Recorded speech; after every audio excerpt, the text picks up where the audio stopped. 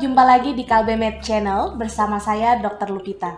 Di sesi edukasi kali ini, saya akan membahas mengenai pertanyaan-pertanyaan yang sering muncul di benak Sobat Kalbemed mengenai probiotik.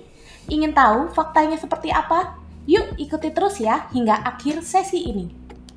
Sobat Kalbemed, masih ingat tidak apa itu probiotik? Menurut WHO, probiotik adalah bakteri baik yang normalnya sudah ada di usus kita sejak lahir. Bakteri baik ini diperlukan untuk menjaga kesehatan pencernaan kita dari bakteri jahat.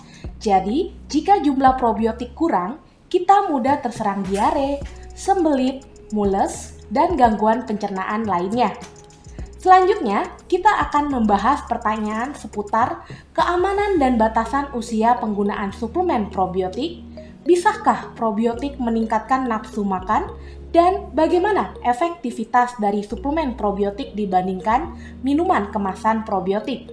Penasaran jawabannya? Simak terus ya.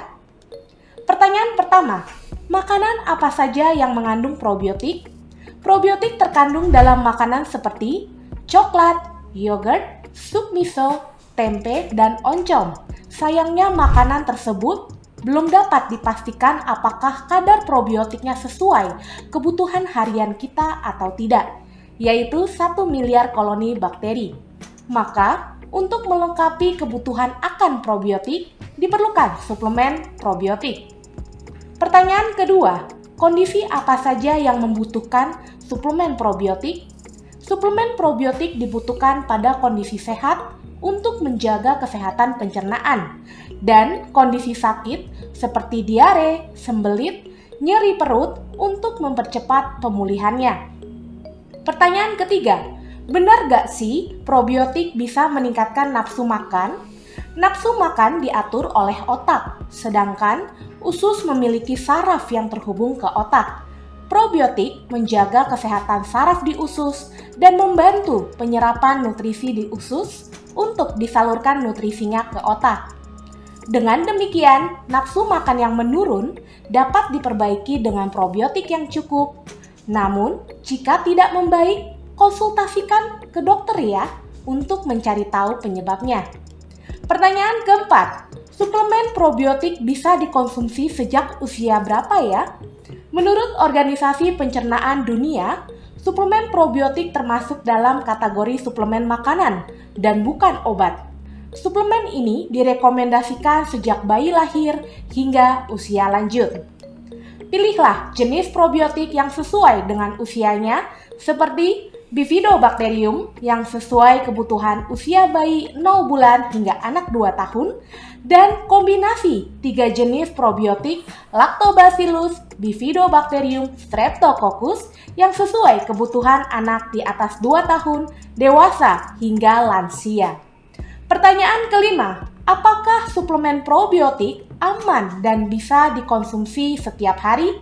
Menurut Badan Keamanan Suplemen Makanan Dunia atau GRAS FDA, suplemen probiotik yang sudah resmi dan legal dipasarkan aman dikonsumsi manusia setiap hari, baik saat sehat ataupun sedang gangguan pencernaan. Probiotik kerjanya salah satunya dengan menempel pada dinding usus sehingga tidak akan menyebabkan overdosis atau keracunan. Jika jumlahnya sudah cukup sesuai kebutuhan di usus, maka sisanya akan terbuang lewat tinja. Pertanyaan terakhir, apa benar probiotik dalam minuman kemasan masih efektif?